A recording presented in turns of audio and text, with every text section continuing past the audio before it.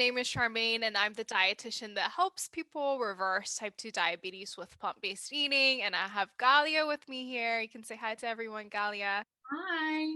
Amazing. So I am so excited for this episode today. For those of you who are watching me on YouTube, you realize I have a headset on. That looks a little bit funny, but I really wanted to redeem myself in terms of the microphone quality. So I went to Best Buy the other day, and that person said the gamer headset is the best for microphone quality. So here I am with the gamer headset. But I really want to talk about fiber today. I know Galia brought that up. So Galia, what makes you want to talk about fiber in this podcast episode? So it sounds like an oddly specific topic for us to bring up, but I feel like it's a really great subject to kind of just share more information with everyone about. And I was having a conversation with a friend the other day, and this is where the idea kind of came up for this episode. And she's been considering adopting more of a plant-based diet, not necessarily as full on, but just kind of dipping her toe into the pond basically. And I asked her what she knows about fiber, and her response to me was just, oh, it's something that you find in foods. And I thought that was really, really interesting because although that is true, fiber is found in certain foods. That's just scratching the surface on what fiber is. And I think in speaking about what exactly fiber is, the relationship between, improved health outcomes and high fiber diets, and exactly what a high fiber diet can do for you in terms of, your metabolism and, more specific things that we'll get into, I think it's just really interesting because if people knew more of those positive effects, I think there would be a stronger kind of movement behind adding in more plant-based foods in a person's diet. So that's kind of where the idea came from. And I brought it up to Charmaine, and us being the geeks that we are, we're like, oh yeah, let's talk about fiber. So I guess that's what we're doing today. That's where the idea came from, and I think we're just really excited to share more information that's quite like laid back, accessible for everyone. And whether you're somebody who's living with diabetes or not, someone who's just looking to kind of improve their overall health, this is an episode for you. So I'm super, super excited. And, I'll hand over to Charmaine to introduce what fiber is, define it, and introduce our wonderful topic today. Amazing, amazing. Yes, I love the topic of fiber. So fiber can only so fiber is something that your body can't really absorb. It's non-nutritive. That means it doesn't really give you any calories. Now, fiber can only be found in plant foods. It does not exist in animals. Maybe in animals' gut if they eat grass, but it doesn't exist in animal products. So it's only found in plant foods. And what fiber does is, well, it does a bajillion different things, but the biggest thing that it does is that it gives bulk to our stools. And a lot of people know that fiber is good for their bowel movement, and that is what it's great for. But it's not just that. Fiber is great for a million different things, especially when it comes to type 2 diabetes. And with fiber, there's two types of fiber. So one type of fiber is insoluble fiber. The word insoluble means that it's not dissolving in water. Okay, there's insoluble fiber and then there's soluble fiber. Soluble fiber is fiber that does dissolve in water. Now, different types of plant foods have different ratios of insoluble and soluble fiber. So, for example, non-starchy vegetables like kale, cucumbers, or broccoli, actually broccoli does have a little bit more soluble fiber, but things like spinach, those non-starchy vegetables have a lot more insoluble fiber. But what does have a lot more soluble fiber is things like apples, things that are a little bit more starchy, like beans, lentils, brown rice, oatmeal. They have a lot of soluble fiber. Now, both of these foods are really, really important. Now, insoluble fiber is really great for helping your gut health. It's really helpful for moving things along in terms of bowel movements. Now, soluble fiber is super important as well, especially when it comes to your heart health, when it comes to your blood sugar management, and especially for your gut microbiota as well. And so a lot of people, when it comes to type 2 diabetes, they tend to just stick with the non-starchy vegetables, right? They're trying to cut carbs. So their main emphasis is in the insoluble fiber. While insoluble fiber is good, you also can't miss out on the soluble fiber, because what soluble fiber does, one very, very cool, magical thing that soluble fiber does is that it decreases your cholesterol. So, this is something that I learned in dietetic school. Now, how does soluble fiber decrease your cholesterol? So, soluble fiber actually helps increase your bile production. And what your body uses to produce bile is actually cholesterol. So, it uses cholesterol to make bile. And so, the more bile you excrete, the more bile you produce, the lower your cholesterol will be. And bile is great for breaking down fats as well, and so on and so forth. But that's what soluble fiber is good for. It's also really great for controlling your post-meal blood sugar. It's also really great for improving your gut health. And I would recommend those of you who are interested to read the book Fiber Fueled by Dr. B. I'll call him Dr. B because I do not know how to say his last name. Galia, do you know how to say his last name? Do you know his name? No. Okay. Well, Dr. B. The book is called Fiber Fueled, but it's really cool because he has an emphasis on not just fiber, but focusing on different plant foods, because different plant foods have a different proportion of fiber, have a different type mix of fiber, and so that's actually what's gonna really help you improve your gut microbiota. I don't know if you want to add anything onto there. I know I talked a lot, Galia, but do you want to add anything to what I was saying? Yeah, so I think, adding on to what you've said, it really, really is amazing, because looking into all of those different things that fiber does in your body is really incredible. And I wanted to talk a bit more about, specifically with, managing blood sugars. And this is something that, is I've seen it in myself, and I've read and I've studied a lot about it too. But when it comes to, having foods that are high in fiber, right? So like soluble fiber specifically, when you eat fiber rich foods, the soluble fiber, we said soluble is the one that dissolves in water, and it forms a kind of like gel. Mhm. And what scientists have observed in animal models, and this is very, very extensively tested, is that gel really slows down the transit of all the macromolecules, particularly glucose. And Mhm. so usually when we talk about, high fiber foods really, they don't spike your blood sugars as much, that's what's kind of going on, is as those carbohydrates are broken down into their smaller units, the glucose molecules, they're passing in this mesh with that gel, which is the soluble fiber, and they're moving in our GI tract a lot slower. And so that kind of gives that lower glycemic effect of those high fiber foods. I think that's really, really awesome. And then also, in this is something that we say to our clients a lot, is, when you're eating a high fiber diet, like, you're probably going to feel more full, right? And it's because, like we said, the fiber doesn't have calories, right? And the reason that it's almost like a negative kind of calorie effect is we don't have the necessary enzymes to break down fiber. And so that adds, as you said, the bulk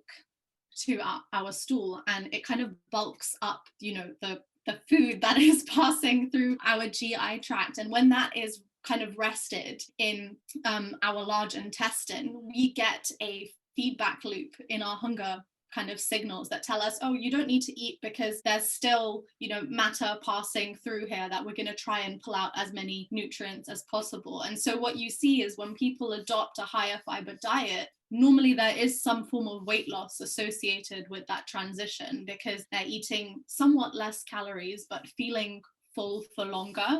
And I think that's something that's very appealing for people in general who kind of either struggle with weight or would like to lose weight or improve their health in general. That feeling full effect too. I know I'm rambling, but I'm just thinking as I go. It actually it improves the health of your intestine, because what you have is that bulk kind of exerting pressure onto the large intestine, and the large intestine is a muscle, right? And so it kind of has to counteract that pressure that's being exerted by the passing bulk, the stool, right? And so it improves the health of the colon. And one of the things that is associated with a high fiber diet is actually a reduced risk of colon cancer. So I think that's really, really interesting. And, you know, that's in specific, that is a type of cancer which is often diagnosed quite late and can be quite difficult in terms of treatment and like surgical options and stuff. And so something really simple that people can do to kind of cut that risk is just eat more fiber-rich foods. Yeah, I love that. And just to piggyback off about what you said about appetite. So with fiber, a lot of people don't know this, but in your fiber, so when you eat fiber, when it processes in your gut, it starts making short chain fatty acid. So I feel like that's really cool that your gut microbiota actually turned fiber into short chain fatty acids. And for those of you that haven't heard of short chain fatty acids, it's been the range in especially like the keto world, low carb world, because they're all like, oh, like this is fatty acids where your body can burn really quickly, and it does have a lot of benefits with it. But a lot of products or a lot of companies, they start giving these like MCT oil, or like they sell MCT oil that's refined and obviously may not be the best for reversing insulin resistance. But a lot of people don't talk about how naturally when you eat fiber, your body turns that into short chain fatty acids. And what short chain fatty acids does is, one of the biggest thing that it does is it actually helps regulate your appetite. So even though on our program a lot of times we don't ask people to count calories, we don't ask them to portion control, like we don't starve them. Actually, we tell them to eat as much as they want, as much as it satisfy their body.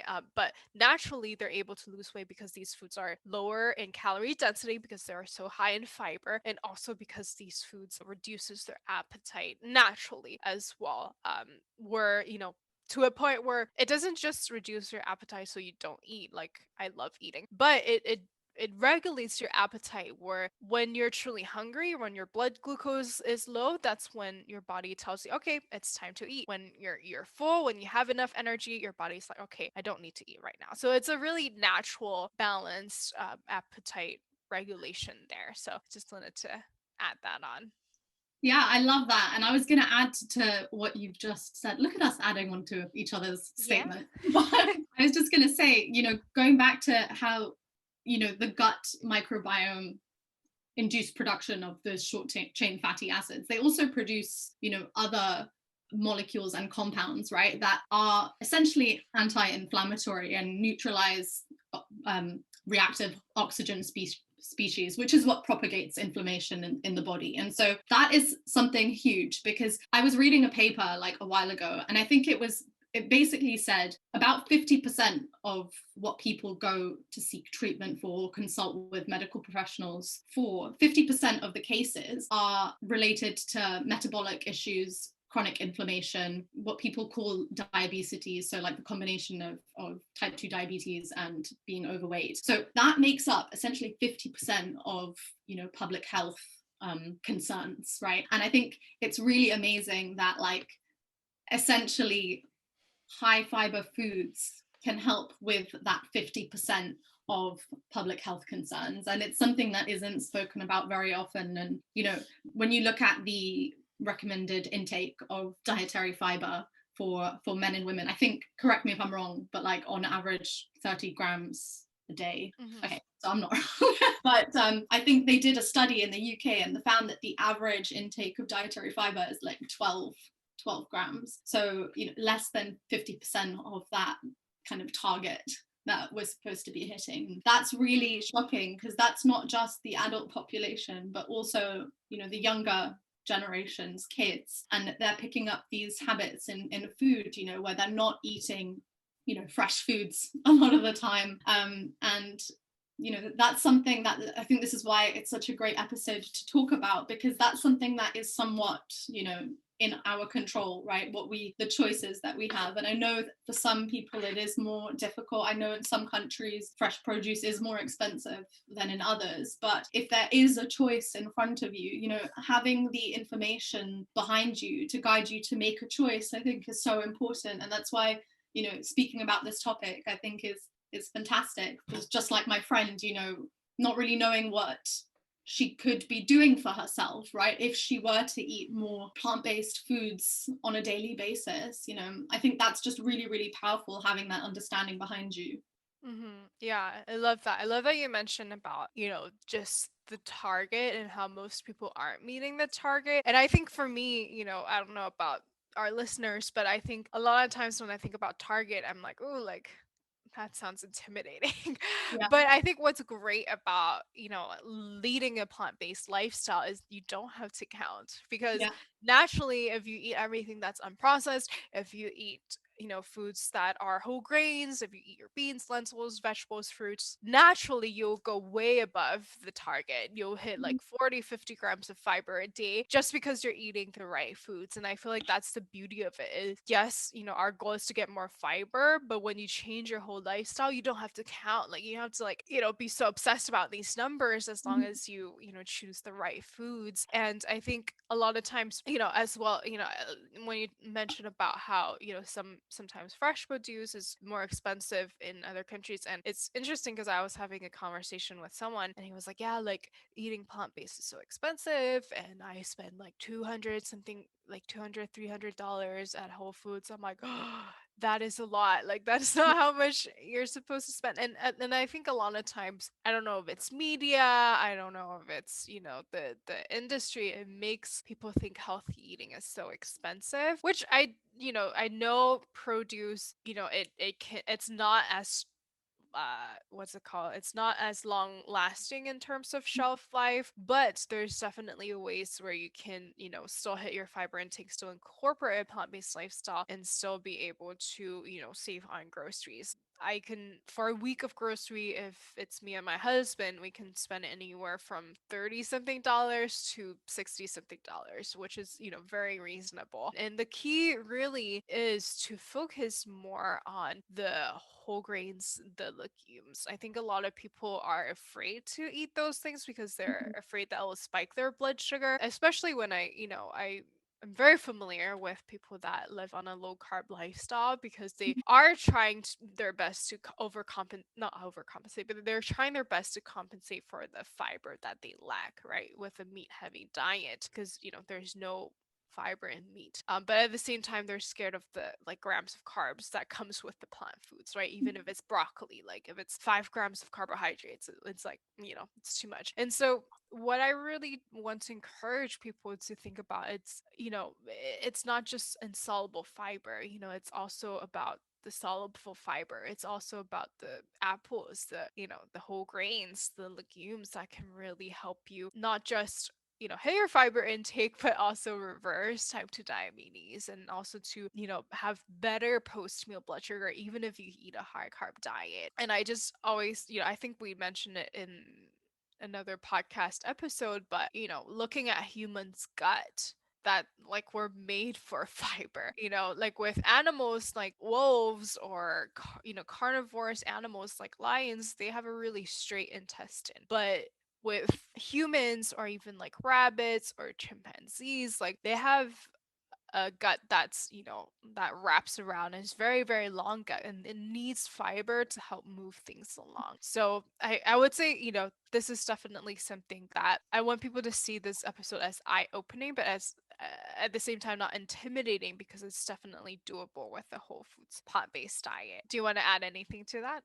Yeah, I was just gonna say, you know, I agree that like the media has put out this idea that plant-based diets, plant-based foods are very expensive. And don't get me wrong, I think it can be expensive depending on what you buy. But I think, you know, the way that, for example, I don't spend that much on grocery shopping, but I feel like I've got my grocery shop down to a T. Like I only buy fresh foods that are seasonal. So they're kind of in abundance, they're cheaper, right? I don't buy things that are out of season because they're usually imported and then they're a lot more expensive. I don't buy tinned beans for the most part, because you get more for your money when they're dried. And I know that for some people, the tins, and sometimes I do buy tinned, right? But that convenience factor is so big for people. But if you just worked on being a little bit more organized and setting aside that time to prepare the dried beans, right, to soak them and then cook them and store them, you're set for the week. You don't have to really think twice about it, and you're saving money, and that adds up across the month. So like buying dried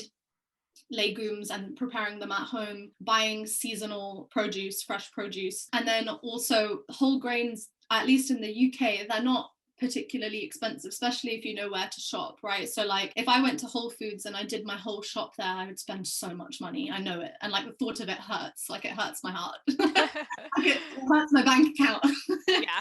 But I live around the corner from Lidl. I don't know if you guys have Lidl in the US, but Lidl is, they say big on, like their slogan, so catchy, so well done, but like big on value, Lidl on price. And I love it because it's so true. But just knowing where to shop for which items, and that just takes a bit of practice. But if you're committed to it, it really is worth you putting in that time. One thing that I did want to say, and this was something that I remember, I was thinking about this. I had a friend when I was living in Lebanon, and she used to take fiber supplements all the time. And I wanted to touch on this in this episode, before I forget about it and we wrap up. But there's a huge difference between supplementing fiber and like having a fiber supplement, and then eating fiber rich foods, right? Yes, in the supplement, you are still getting the fiber and it will help with your bowel movements. But fiber rich foods are so much more than the fiber. They're rich in water, in vitamins, in minerals, in phytochemicals, everything that's going to help your metabolism function my brain function optimally, right? And so really making sure that you're having that, if you're going to take anything away from this episode, it's not me trying to convince you to become fully plant-based, but just incorporating more plant-based items in your diet will really, really help. So like making sure that you have on your plate a plant-based food each time that you're eating, at least one on your plate. You could still have, if you don't want to go 100%, and it's not for everyone, right? Not everyone is there yet where they're ready to make that kind of change. If you want to have, your fish or your chicken, try having some brown rice with that, and try having some broccoli or some spinach, or try snacking on some fruit throughout the day instead of like pre-packaged snacks, like the nice convenient ones that you find right before you go pay in the supermarket that they're trying to tempt you to buy. For like a banana, an apple, an orange, something easy. They're also there in the supermarket. It's just about going in saying, you know what, this is what I'm going to do today, and this is what I'm going to try. And like I promise you that like you will notice a difference. When I first started going out with my boyfriend, he lived on, like, he did not eat any fruits and vegetables. And he was, when we started to encourage him, my mum and I were like, we're gonna change this. And I started, cooking for him what I cook for myself. So they're just making a second plate, right? It's not any more work for me. And I remember how like he was genuinely like scared of some of the foods I was eating. Like he had never seen beetroot before. He was like, why is it so brightly colored? Like genuinely confused and shocked at what certain foods were. And I remember him trying things and like discovering that he liked certain things. Like he'd always thought he hated tomatoes, and then he realized he loves tomatoes, and now he goes around snacking on tomatoes during the day. I love that. You could be so pleasantly surprised. Like just try something. Worst thing that happens is you're like, I don't like this food, I'm going to move on from this one and I'll try something else. But there's such an abundance. You're essentially guaranteed to find things that you like and that fit in with the foods that you want to continue to eat. But you can just add those in and they're going to have a positive impact. So rant over, but I just really wanted to, have that be put out there that, there's no harm in just giving it a go and trying. Yeah, absolutely. I love that. And I think, same thing with my husband. At first, he's like, plant-based. Like, and he used to make fun of people like doing plant-based, but now he's even more into it than I am. But I think what's interesting is I think it's just trying.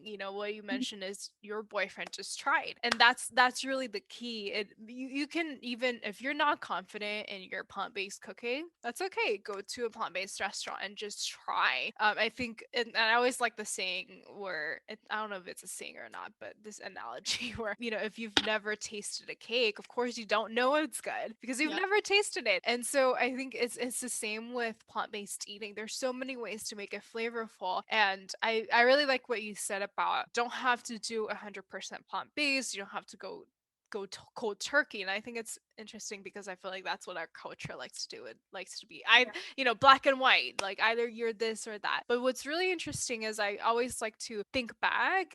When I lived in Hong Kong, I would go on volunteering trips to China, to rural China. And if you've read the China study, it talks about how people in rural China are way healthier than people who live in affluent cities because they eat so much plant-based foods. And people who live in affluent cities, they have the money to buy more meats, more fast food, and their diabetes rate, their obesity rate shoots up. It's really interesting because I remember going to, these rural areas, and the people were super nice. They're so grateful for us, and they only butchered their pig like once a year, as a celebration. And so most of the time they really eat, healthy foods. And so I remember they served us a plate, a table full of vegetable dishes, and they just have noodles.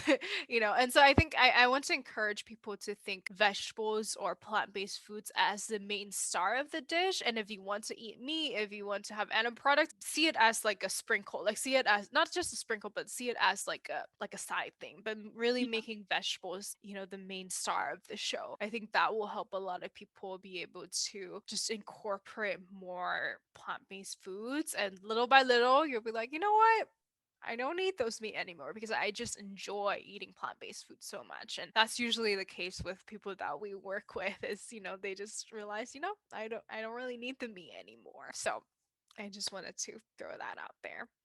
I love that. And, I was thinking about this a lot this week actually, because we got a couple of new people starting this week, and I was speaking with them, and something that I found myself repeating quite a bit is, a lot of the time in the past, because most people have tried some kind of diet or something before and they felt like it failed, right? And so they're frustrated and they're coming to a point where they're ready to try something new. And with us, it's, a low-fat plant-based diet. And I was just saying to them, all of these diets and these things that you've tried before, it's so intense. And like, that's not normal for most people. Like, and to say, oh, I'm gonna, cut my calories by 1,000 plus, overnight, or to say I'm not going to eat like essentially any carbs, like when someone decides to go keto, like what a shock to your body that is. Your body doesn't know that that's coming. That's really shocking. And to restrict yourself so much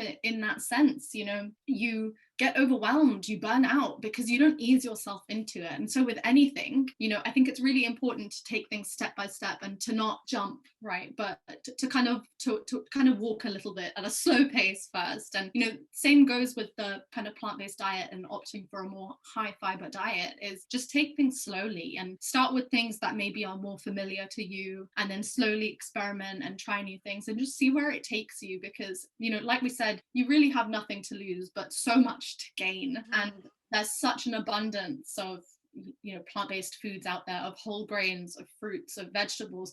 It's crazy that you could be someone who has spent years learning about food and you still don't know all the fruits and vegetables out there, right? Like, that's absolutely fascinating. There is going to be something for everyone. I don't buy it when people say I don't like fruit or I don't like vegetables, because you haven't tried everything yet. You've probably tried like a handful of things that are just very mainstream or readily available to you, and you could be really impressed by what's out there.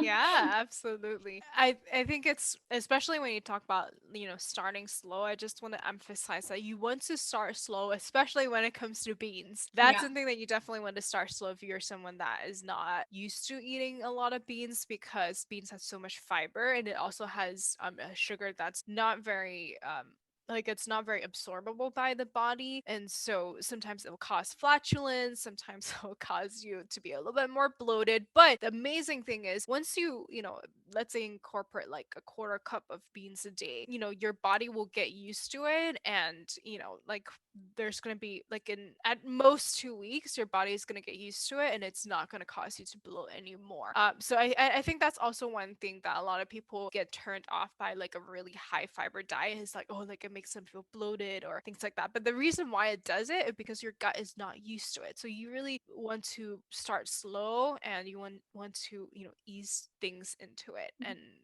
I think slow and steady wins the race, like they say. So that's the case with fiber. Totally. And like the gut isn't used to it at first, but also like the bacteria that lives in our gut, the gut microbiome, it's plastic, it's constantly changing, and it constantly changes in response to what you eat. So when you eat beans, and you don't normally eat beans, and you're not used to it, and you get bloated or your tummy hurts, you don't necessarily have the gut bacteria to actually assist in processing the foods that you're eating, but that changes as you introduce those foods. And so plant-based foods are a great way to diversify the gut microbiome, our gut bacteria. And a diversified gut microbiome is directly related to lower inflammation, which is like the enemy in health. Inflammation is absolutely everything. It's the precursor to everything, right? It's the precursor to cancer, it's the precursor to insulin resistance, to diabetes, right? And so this is something, as I said before, and I'll reiterate because I do think it's really important, this is something so simple. Plant-based foods, high fiber foods, it's so simple to introduce this and to have that positive impact. So I'll stop ranting at everyone. I just think it's such a fascinating topic, and the more you look into it, like I'll invite you guys, anyone listening, to do that. Just research a little bit, read about the positive effects of fiber for yourself, right? Don't take our word for it, but go and have a read yourself. And I promise you that you will be, pleasantly surprised by the list of positive effects that this will have for you. Yeah, definitely agree. I even think about, just how fiber helps with balancing hormones. Those who are struggling with PCOS, insulin resistance, fiber is magic for that. Even not just balancing hormones, but also even for the mood as well. A lot of people, struggle with like mood swings. Like fiber is actually really great for that. I was So going to say there are studies that link high fiber diets to lower rates of depression as well, which is crazy because you think about that and you're like, well, that sounds like it can't be related, but it is. As you're saying, it's very directly linked to hormonal balance and sleep patterns as well, right? So this is something that can positively impact your life on so many levels. Yeah, absolutely. Is there any, just to wrap this up, is there any tips? Is there any like one final encouragement that you have for our listeners in terms of our topic fiber? Yeah, so I would just say, like I said before, just dip your toe in it. Like just start by trying something new, go slowly. Start with things that are maybe more familiar to you, that maybe you've had before. So if you've had broccoli in the past and that's something that you are okay with eating, try incorporating a bit more broccoli into your daily meals, right? And start with that and then branch out from there. But I would just say to go slowly, to have an open mind, to know that sometimes you'll try something and maybe you won't like it, but you should continue to try things because you do it knowing that you will also find things that you really like. And I've definitely tried things before and I'm like, ooh, I didn't really like that. But, you still go for it. And apart from that, I would just say, actually, no, I think that's it. I think that's a good one to end on. Yeah, I love that. I love that. And I would say, for me, what helps me to think about, I've already mentioned it, so it's just reiterating, but what helps me incorporate more fiber is to make plants your main star of the show and make meat like a sidekick if you still want to eat meat. So yeah, that would be my encouragement for the day. And thank you so much for listening. I hope you guys enjoyed this episode. And for those of you who are wondering, we are so passionate about a plant-based diet because it helps people reverse type 2 diabetes and many other things as as well. And if you'd like to learn more about how a plant-based diet can help you reverse type 2 diabetes, get off diabetic medications while eating as much carbs as you want, you can check out our free training. The link is in the show notes. And if you'd like to work with us, you can book a call with us. The link is also in the show notes as well. And thank you so much for listening. We'll talk to you guys next time. Have a good one. Bye bye.